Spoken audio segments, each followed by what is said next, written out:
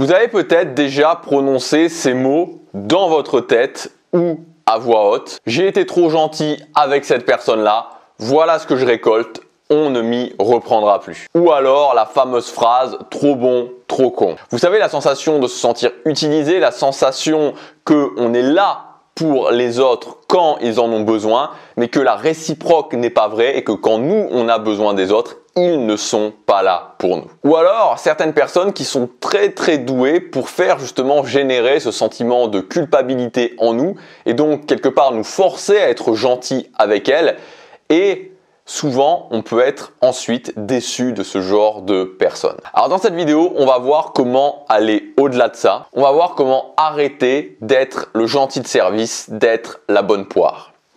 Alors la première chose, et ça peut paraître paradoxal, mais je voudrais quand même le rappeler, c'est que si vous êtes justement, si vous vous retrouvez dans cette situation-là, ça veut dire que tout simplement, vous êtes quelqu'un d'empathique, quelqu'un qui ressent aussi les émotions, notamment les émotions des autres, et quelqu'un de sensible.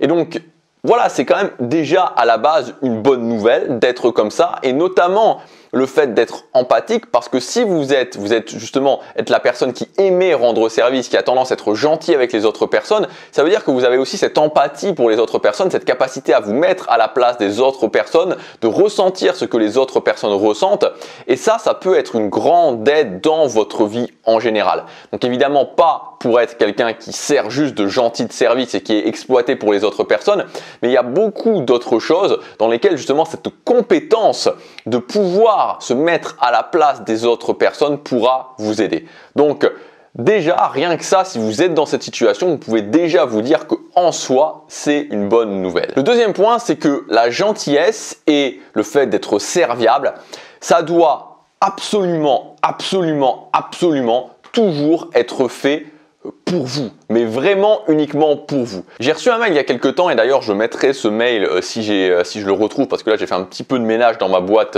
mail, donc je suis pas sûr de le retrouver. Mais en gros l'idée c'est que cette personne me disait, je crois que c'était plus sur la jalousie en fait, elle me disait que elle était là pour les autres personnes pour les soutenir, mais qu'elle avait des gens, qu'elle avait des gens jaloux autour d'elle et qui n'étaient pas vraiment présentes pour elle.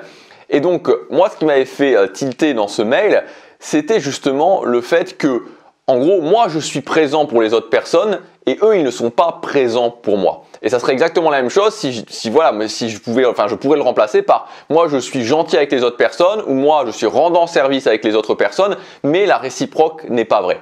Et moi ce que je voudrais vous dire c'est que quand vous êtes gentil, serviable, que vous soutenez les autres personnes et tout ce genre de choses, ce qu'il faut vraiment toujours se dire, c'est que vous devez être prêt à le faire, même si les autres vous crachez à la figure en retour. Alors ça peut être un petit peu trash de dire ça, ça peut être un petit peu bizarre, vous semblez bizarre de dire ça, mais en gros l'idée c'est que il faut vraiment le faire uniquement pour soi. C'est-à-dire que si je peux me dire dans ma tête, ok, est-ce que cette personne-là, même si j'étais sûr qu'elle ne me sera jamais reconnaissante, mais absolument jamais reconnaissante, je le ferai quand même, alors là vous êtes sur la bonne voie. Mais si vous ne pouvez pas répondre à cette question par le positif et si vous dites ok si cette personne-là n'était pas vraiment reconnaissante ou si cette personne-là me rendait pas vraiment l'appareil, je le ferai pas, je pense qu'il vaut mieux pas le faire parce que ça vous évitera d'être déçu. Donc c'est tout à fait possible d'avoir cette valeur de gentillesse, de contribution, de vouloir être serviable, mais il faut impérativement le faire pour soi et vraiment donner en étant conscient que c'est possible, probable et que vous êtes tout à fait ok avec le fait qu'il n'y ait aucun retour par rapport à ça. Troisièmement, c'est le fait de stopper la culpabilité. Alors il y a des personnes qui sont extrêmement douées, moi j'ai pu rencontrer des gens qui sont extrêmement doués pour vous faire vous sentir coupable.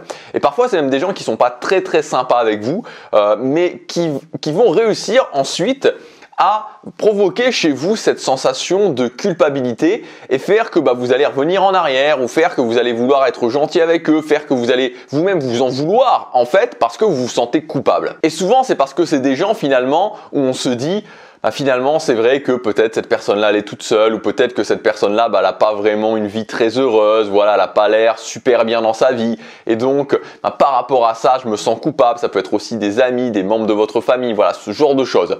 Moi ce que je voudrais vous dire c'est que on est tous responsables de la vie qu'on a. Et ça c'est quelque chose qui est assez génial finalement parce que notre vie c'est nous qui la designons par nos décisions, par nos actions. Donc si quelqu'un se retrouve seul dans sa vie, se retrouve isolé, se retrouve sans personne vraiment pour l'aider, c'est que c'est l'ensemble de ces décisions qui l'ont mené à ça. Donc vous n'êtes pas responsable du bonheur des autres personnes, vous êtes avant tout responsable de votre propre bonheur. Gardez bien ça en tête, vous êtes seulement responsable de votre propre bonheur.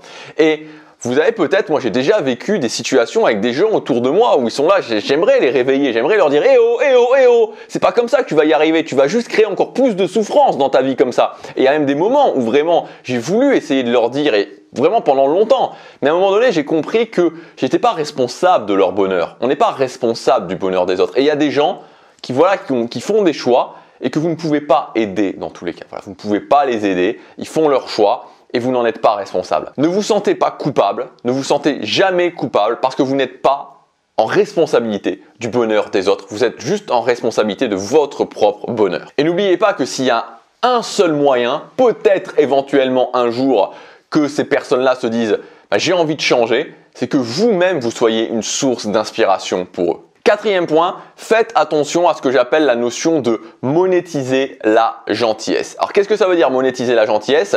C'est le fait que quand par exemple on est isolé socialement, on est un petit peu en dehors d'un groupe, de se dire si je suis gentil avec telle ou telle personne, peut-être que du coup j'aurai un retour, peut-être que du coup je serai mieux intégré, peut-être que du coup ça sera un petit peu plus cool. Et parfois on peut même le faire avec des gens qui sont pas spécialement sympas avec nous, c'est-à-dire qu'on se retrouve dans des situations où on a par exemple un collègue ou une collègue qui est pas super sympa avec nous, peut-être qu'il nous parle d'une façon peut-être pas méprisante, mais peut-être voire même qu'il nous respecte pas parfois.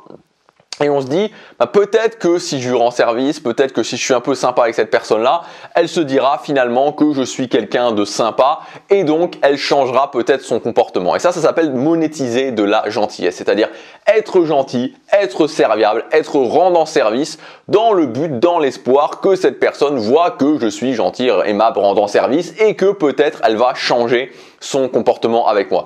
Donc non seulement ça ne fonctionne pas de faire ça, et en plus en général ça donne l'effet inverse. Donc n'oubliez jamais que tout ce qui concerne le fait d'être apprécié, le fait d'être intégré et le fait d'être respecté, ce sont des choses différentes. Donc ne pensez jamais que parce que vous allez être gentil, vous serez plus respecté ou vous serez mieux intégré. Ça ne marche pas et même en général, comme je vous disais, ça produit l'effet inverse. Le cinquième point, c'est d'être clair sur vos priorités et d'agir en conséquence. Moi je vous donne un exemple. Il y a plusieurs années en arrière, je travaillais dans le fast-food et dans le fast-food, il y a beaucoup de jeunes qui travaillent, il y a des gens qui sont là et qui n'ont pas forcément envie d'y être, c'est-à-dire qu'il y a souvent des absents et donc forcément, les gens qui sont un peu sérieux, on les appelle et on leur dit voilà, est-ce que tu pourrais pas reprendre des heures? Et peut-être que ça vous est déjà arrivé à vous aussi, ce genre de choses ou d'autres choses. Et donc là du coup, on se dit mais mince, j'aimerais, j'ai pas envie de laisser mon équipe dans la merde concrètement, mais d'un autre côté, moi j'ai prévu des choses. Voilà, on est un petit peu dans cette confusion, comment faire? Et donc en gros l'idée c'est de connaître vos priorités. Si votre priorité c'est de vous dire ok, j'ai envie d'avoir une promotion dans mon job, j'ai envie de me donner un maximum dans mon job, faites-le. Si votre priorité c'est un projet à côté, faites votre projet à côté. Donc soyez clair sur vos priorités et faites passer vos priorités en premier en l'expliquant aux gens quand c'est possible. Et ça peut être avec des gens plus proches. Par exemple, imaginons qu'actuellement vous ayez un copain, une copine ou même vous ayez une famille avec des enfants et que vous ayez un projet par exemple de monter un business en ligne pour pouvoir générer un revenu complémentaire. Et peut-être qu'à certains moments ça va être en conflit parce que il y a votre femme ou votre mari ou vos enfants qui vont dire on pourrait partir en week-end et que vous allez vous dire non, moi justement il faudrait que je travaille sur ce projet de business en ligne et vous allez vous sentir mal par rapport à ça. Mais voilà, l'idée c'est de se dire ok, tout simplement je vais l'expliquer, j'ai pas à me sentir mal par rapport à ça, je vais l'expliquer parce que c'est ma priorité pour les 6 prochains mois. Et ensuite s'ils ne comprennent pas, ils ne comprennent pas, c'est leur décision. Mais pour moi actuellement c'est ma priorité et c'est important. Sixième point, adopter la technique du petit enfant. Alors qu'est-ce que c'est la technique du petit enfant? C'est que, imaginons que vous soyez avec un enfant peut-être qui a 3 ans ou 4 ans ou 5 ans, dans un restaurant, vous allez avec votre copain, copine, dans un restaurant, mari-femme dans un restaurant, et vous avez votre enfant avec vous, et puis voilà, vous commencez à manger, et puis au bout d'un moment, il y a votre enfant qui commence à se mettre à crier dans tous les coins, voilà, à déranger tout le monde, et vous vous sentez mal, vous vous sentez gêné par rapport à ça. Et vous lui dites, ok, bon, voilà, écoute, arrête un petit peu de peut-être vous énerver, enfin bref, vous le faites à votre façon, et vous lui dites, écoute, voilà, au début gentiment, puis après un peu de façon un peu plus assistante, arrête maintenant de crier, de hurler, ça ne se fait pas. Rien à faire, l'enfant en question, voilà, il continue à crier, il continue à hurler. Donc à ce moment-là, ce que vous allez tout simplement pouvoir faire, c'est dire, écoute, maintenant je te laisse un choix, voilà. Je te laisse un seul choix. Soit tu t'arrêtes maintenant tout de suite, soit la prochaine fois, tu ne viens pas avec nous au restaurant. Tout simplement. Tu resteras à la maison ou tu iras, je te mettrai chez tes grands-parents ou il y a quelqu'un qui viendra te garder, un babysitter, une babysitter qui viendra te garder, mais tu ne viendras plus avec nous au restaurant. Donc tu fais ton choix maintenant, mais fais attention parce qu'il y aura des conséquences. Et donc là, à ce moment-là, l'enfant en question va faire son choix. Alors, est-ce qu'il va continuer ou pas? Mais admettons qu'il continue. Très bien. Ok, il continue. Bah voilà, vous laissez hurler. Voilà, il va hurler. La prochaine fois, quand vous allez au restaurant et qu'il va dire je viens. Non, écoute, tu te souviens la dernière fois? Tu te souviens la dernière fois? Cette fois-ci, tu ne viens pas. Alors, ça n'empêchera pas que la fois d'après, vous le laissiez une nouvelle chance, évidemment. Mais cette fois-là, vous allez marquer le coup. Et donc, cette technique-là, vous pouvez l'adopter avec justement des amis avec qui vous avez rendu un service, où vous avez été gentil. Vous avez été gentil, la personne ne vous le rend pas, ou la personne, voilà, quand vous avez besoin d'elle, n'est pas là pour vous. Vous pouvez tout simplement lui dire, écoute, la dernière fois j'ai fait ça, je m'attendais à ce que tu fasses ça, donc la prochaine fois, ne compte pas sur moi. Et la prochaine fois, quand cette personne va revenir vous voir, vous êtes ferme et vous ne le faites pas. Ça n'empêchera pas qu'une fois ultérieure, vous pouvez le refaire, mais vous marquez le coup.